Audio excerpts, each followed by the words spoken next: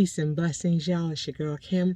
I am at T-minus 1 day. My surgery is tomorrow. I'm sorry for the sun. It's a little, it's early afternoon here. I had my nail appointment. Got my nails done and my toes, and so I am ready for my surgery tomorrow. So I had a couple of little errands to run, just trying to make sure that I have everything tied up before tomorrow. My surgery is at 1 p.m. in the afternoon. I have to be there at 11. I cannot eat after midnight, so just been trying to make sure that I have everything squared away. I was able to get the items that I needed to finish my office and to store my clothes. Like I said, I had a crazy amount of clothes, and so just went through that. And then another thing that I did today is, I am a G cup with regards to my bras, and so I went to my bra shop to be remeasured. Now I know that because the bras that I had were getting a little too loose, and I wanted to have one that was comfortable, especially after the surgery. So I just went to have them measure me, and I just bought one bra because I know that I'm going to go back and get fancy cute ones in there. I may need a smaller size, but I needed something that was going to be comfortable, and the ones that I have were getting uncomfortable. So I just went and purchased one so that I could have a comfortable bra as I go through my recovery. And so actually I went down 2 inches since the last time I was there in May, and so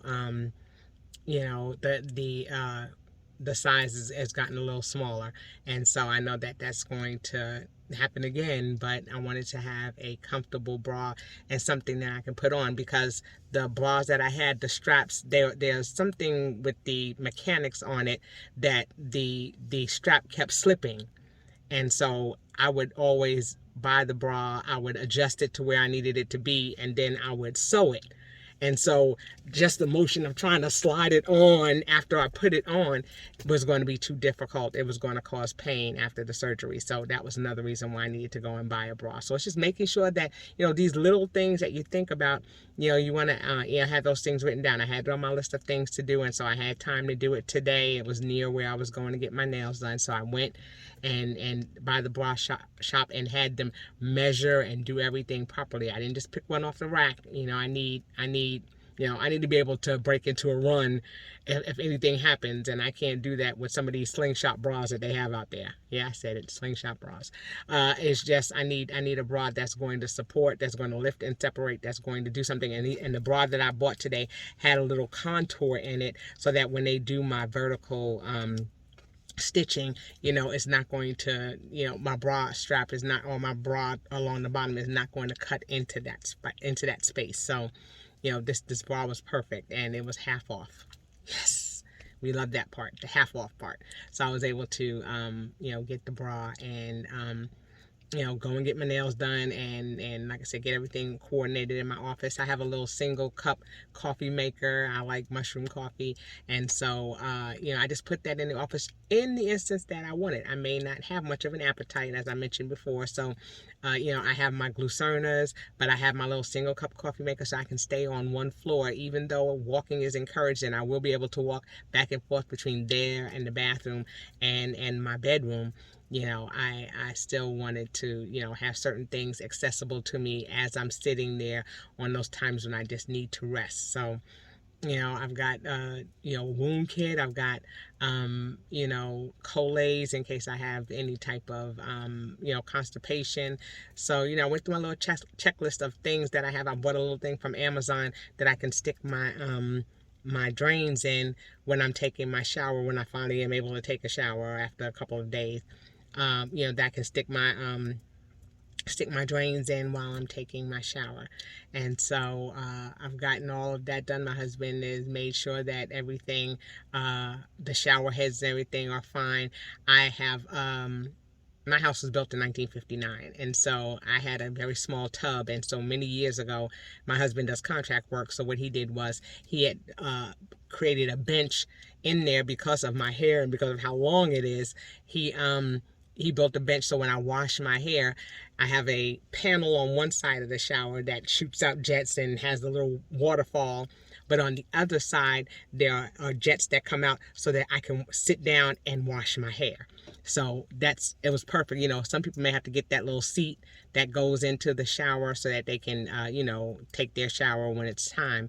I have a bench already built in, and I've already got the shower heads there. So that's going to be one thing that I didn't have to worry about. So I'm excited about, the fact that that was one less thing that I had to be concerned with. But, it's just going through the checklist, making sure that I have everything done. And like I said, it's still early afternoon. I am going to have lunch with my husband. And, I'll have a decent sized lunch because I want to keep it light for this evening. I'm not going to be able to eat after midnight. I'll probably have a protein shake, for before I go to bed, and that'll carry me through until after the surgery. But I wanted to make sure that, my biggest meal wasn't my latest meal because, if they talk about pain meds and they talk about constipation, I don't want to have all of that food sitting in my system and have to worry about trying to get that out. So I'd rather go ahead and have the larger meal and have an opportunity for it to have several hours to pass through me before the surgery. So, that's something to think about too. So I'm waiting for him to change clothes. He's been at work today and he does a little bit of construction. So he's going to change his clothes, and then we're going to go out and have a nice lunch, and then I'll have a light dinner or, like I said, that protein shake for the evening, and then I'll be all ready to go for the surgery. I spoke to my coach, who's been helping me on my wellness journey. I spoke to her for a little while. I spoke to a couple of my friends, and I had a moment while I was in the bra shop too, just because I'm looking at how my body is changing. The young lady, her name is Fairy, she was helping me, and she helped me when I was there at the bra shop the last time. And she was like, oh yeah, she's like, look, I see changes in your body. And they track everything, the sizes and everything, and they keep it in a file. And so she was able to look at that, and she was like, wow, you've gone down a couple of sizes. She said, you're looking good. But as she had me stand in the mirror as she was fitting me for the new bra, I could see the changes in the contours in my body, and I got a little emotional behind that, because I was like, wow, I've been working really hard. And you don't think about it. I've just been doing this so long, since last year, and every day, and writing down. Y'all, I have been documenting my weight. I step on the scale every day. And I was doing it just because I needed to see the ebbs and flows, because I travel for work, and I needed to see how that affected my weight. And so I've been tracking it. I think as of today, I think I finally made 451 days that I've been recording my weight every single day. And for a better part of that time, I've been logging my food as well, just so that I would have the data, so that when I look back at a snapshot of the year, I could see, what things worked for me, what things didn't work for me. I needed to see that. I'm a person who needs to see it. So, and to be able to analyze it. And I'm a researcher by nature. And so that's what I did. I was recording it just so that way I could see how things worked, and under what conditions, and when I was having my cycle at the time. My cycle has since stopped. My cycle stopped since August. So if it continues like this, I'll be in full-on menopause. And so I've got, there's a lot of things going on, and so I'm trying to track those things and trying to be cognizant of those things so that I have a level of awareness. And it's important, that I'm able to tackle these things. I need to have the tools that are going to equip me to deal with these things that are going on. Some things are going to be unexpected, but those things that I can, look into, or I can document, so that way I can go back and say, okay, I see this happen. I don't know how to course correct or how to make any changes if I don't know what I did. So, I'm just that kind of person. Everybody's not. Some people don't need to do that at all. They can just follow their body and follow their mind. Now, I'm not a slave to the scale. Like I said, I was doing this for data collection reasons, but at some point I'm not going to do that, because I've already gathered enough information to be able to say, okay, this is what's going to happen, or under these conditions I need to do this. So, I'm going to wait and see, what happens at this point. But Like I said, I'm excited for what's to come. I still feel that little tiny twinge, like I'm going to miss that girl that I've come to love, because like I said, it took a lot for me, you know, as a full-figured person to finally accept and love that person. And now, I don't see her anymore. Doesn't mean I don't love this new me. I'm still the same person inside, but it still is a challenge for me to look and see this person that I don't recognize. I've had this. I've had oral surgery. I had oral surgery last year, and I always had a gap in my teeth, and now that gap is gone, and so I had to get used to my teeth not looking the way they look, and now my face doesn't look the way it looks, and now my body doesn't look the way it looks. That's a lot of change, and like I said, where it's for the good, you still were comfortable with the past, and in that body, I had some wonderful good times. And so, it's definitely a process. Like I said, it is a mental process. It is a spiritual process. It is a physical process. And you really have to, take time to analyze those things, because you can't, get to a place of full healing if you don't understand where you are right now.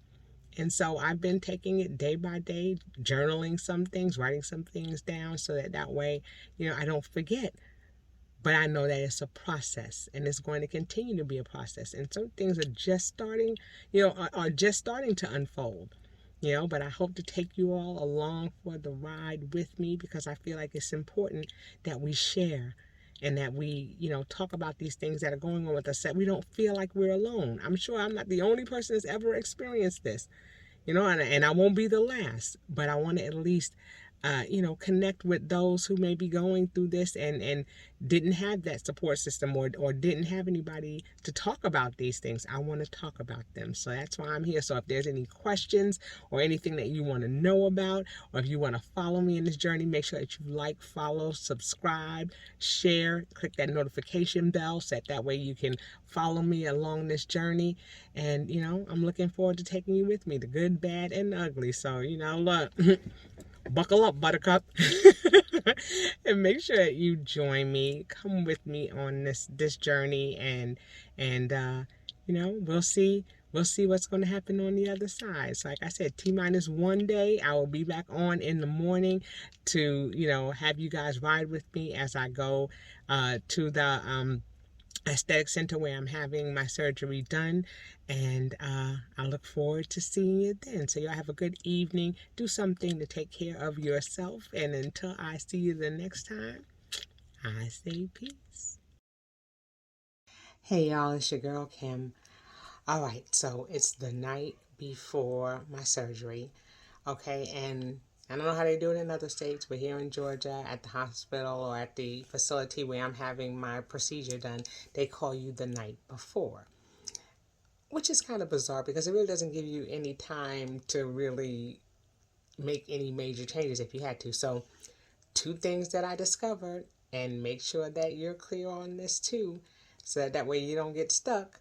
Um, I've only had one other major surgery, and that was when I had my tubal ligation, and that was back in 1997. Okay, yeah, I said 1997. And so I have not had any major surgeries or been put under any type of anesthetic or anything since then. So I'm not familiar with that process. Well, the nurse told, she gave me some instructions and told me, what I need to do, how to get there, and all of that good stuff. And then she mentioned that I need to take out all of my piercings. Okay, so I have a nose ring. I have a helix piercing, so I have to take these out, as well as my second hole, both of my earrings. So I have to take all of that out. Okay, so I was like, all right, no problem. So I have a little plastic stopper that can go in here. And, I was told that, you can't have any type of metal, because when they go to do the procedure, the tools that they use, the metal anywhere on your body can conduct into those, and it can actually burn the person who's doing the procedure. So that's why you have to have those things removed. Now, if you saw me yesterday or earlier today, you notice that my hair looks different, right? Well, what happened was I had pipe cleaners. My loctician had put pipe cleaners in my hair. And remember, that pipe cleaner has a little piece of metal that runs through it. So I had to take my hair down. So even though it was going to be a wonderful hairstyle that I was going to be able to use, to keep in my hair and be able to move it around and make little cute styles and everything like that until my surgery was, until I was feeling better and able to lift my hands over my head to do my hair, I had to take it all down. So it's left me with all these wonderful squiggly curls that's really cute if I wasn't having surgery. So now what I'm going to have to do is put them up in a high bun on top of my hair, on top of my head, or wrap it around and make it a bun on top so that way my hair is not in the way. I had put it that way with the pipe cleaners because I thought it would be out of the way and I would be able to move it around. So I'm probably going to just take it like this, scoop it up into a high bun and go for it. I've spoken to my loctician and she's a doll baby. I think what she's trying to do is see if I can meet her at her shop at 6 a.m. tomorrow morning so that she can restyle my hair for me. And she's a doll if she's going to do that. I'm seeing some text messages coming in as we're speaking. So I'm going to wait and see, if that's a possibility, if that's something I'm going to be able to do. I just don't know. I don't know. I've had a lot going on today. I've been working on trying to, make sure that I had everything prepared. And then I got another call. I got a call from the anesthesiologist, and he was just making sure that everything was going to be situated for tomorrow, and he confirmed that I need to take the pipe cleaners out. I also had some pins that were holding my hair in place, so you have to take no bobby pins, no type of metal at all in your hair or on your body. So all my jewelry, I had to take off my wedding bands and all my other rings. I had to take those things off, and so you have to do that. Then, my surgery was scheduled for 1 p.m. They had a cancellation, so now I have to be there at 9:30 tomorrow morning instead of 11. So that pushed everything up, and so it's just making sure that now I'm getting up at an earlier time. So it's just little incidentals, things that come up. Think about any questions that you may need to ask the anesthesiologist. If there's anything that you have any questions about, that you go ahead and you ask those questions. So like I said, it's about it's 9 o'clock p.m. here, and so I'm going to start winding things down. I think I'm going to, I can't eat anything after midnight, so I think about 11:30 I'm going to have a protein shake or a Glucerna. Just shake that up. I went to I was supposed to have lunch earlier with my husband. It wound up being more of an early dinner. We had some little things to happen, and so we had to push back the time. He had an appointment, and it went a little longer than we anticipated. All right, I had to stop my video for a moment because my loctician was trying to call and see if she could do something with my hair. And like I said, she's a doll, but it was not necessary to do that. I'm fine. I'm going to put it in that high bun and it'll hold up. And, if I need to, meet with her to have her restyle my hair, in a week or so, she'll be able to do that. The curls will be fine.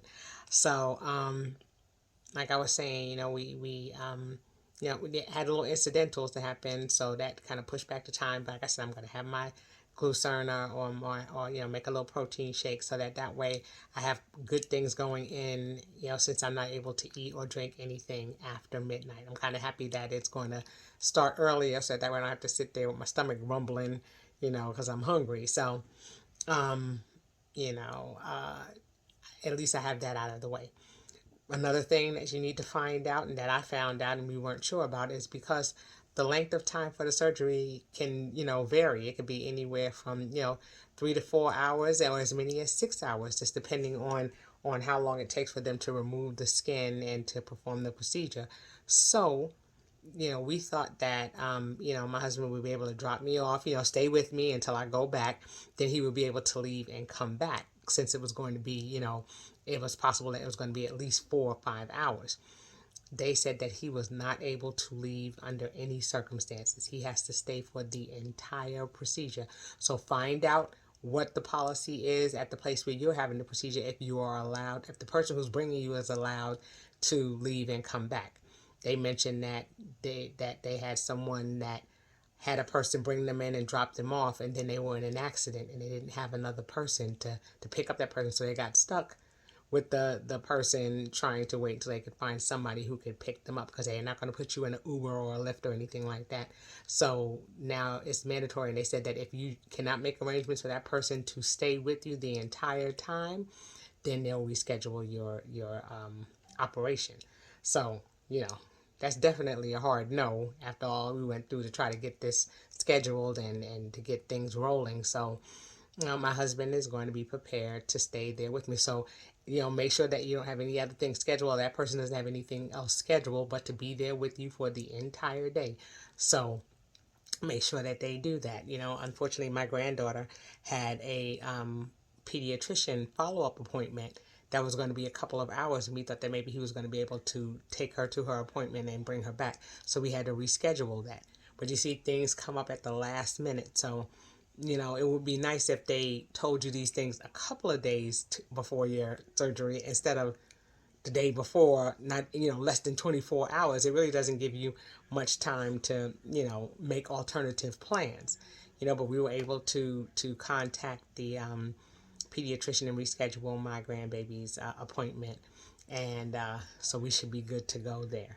So those are just things that, you have to keep in mind, make sure that, anything that needs to, be done, that with every good plan, plan A, there should be a plan B. So know, that in case anything happens, you can make whatever changes you need to make and be good with that.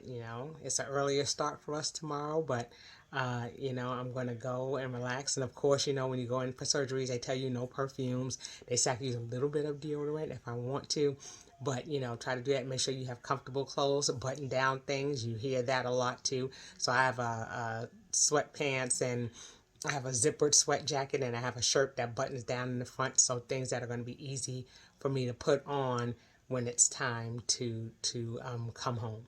So they're like just comfortable clothes, comfortable shoes, no boots or nothing fancy, lace up or a whole bunch of stuff. If you got a pair of shoes or something, you can just slide your feet in, go for the win, and just do something that's going to be easy for you to put on and prepare yourself to go home. So I think that's it for now.